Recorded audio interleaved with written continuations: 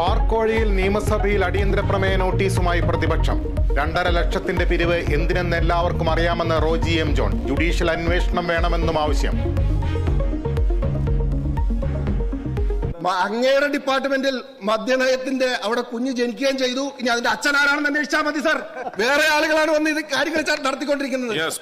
ഇതൊക്കെ ശ്രദ്ധിക്കണ്ടേ അമ്പാനെ, ഇതൊക്കെ ശ്രദ്ധിക്കണ്ടേ. ആരോപണം അടിസ്ഥാനരഹിതമെന്ന് മന്ത്രി എം പി രാജേഷ്. ട്രൈഡേ പിൻവലിക്കാൻ ആലോചിക്കുന്നില്ലെന്നും മറുപടി.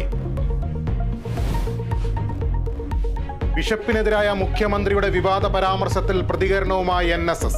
മാർ കൂറിലോസ് മുഖ്യമന്ത്രിയുടെ അടുത്ത ആളായിരുന്നുവെന്ന് ജി സുകുമാരൻ നായർ. ആവശ്യമില്ലാതെ കാല് നക്കാൻ പോയാൽ ഇതൊക്കെ കേൾക്കുമെന്നും പരിഹാസം.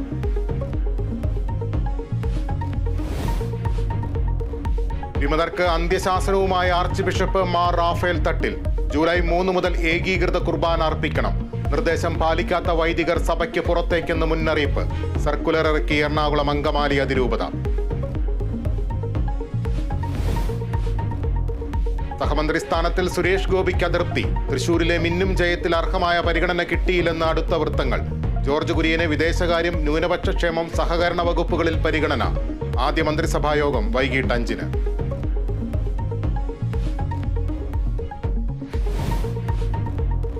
രാജ്യസഭാ സീറ്റ് പ്രതിസന്ധി മറികടക്കാൻ LDF ശ്രമം. CPM വിട്ടുവീഴ്ചയ്ക്ക് തയ്യാറായേക്കും. കേരള കോൺഗ്രസ് എമ്മുമായി കാലാവധി പങ്കിടാൻ ആലോചന. CPI സംസ്ഥാന എക്സിക്യൂട്ടീവ് തിരുവനന്തപുരത്ത് പുരോഗമിക്കുന്നു. ലീഗ് സ്ഥാനാർത്ഥിയായി ഹാരിസ് ബീരാനെ ഇന്ന് പ്രഖ്യാപിക്കും. 2020 ലോകകപ്പിൽ ഇന്ത്യക്ക് ത്രസിപ്പിക്കുന്ന ജയം. പാകിസ്ഥാനെ തോൽപ്പിച്ചത് 6 റൺസിന്. അവിശ്വസനീയ ജയമൊരുക്കി ജസ്പ്രീത് ബുംറ. ഒമാനെതിരായ മത്സരത്തിൽ സ്കോട്ട്ലൻഡിന് ജയം.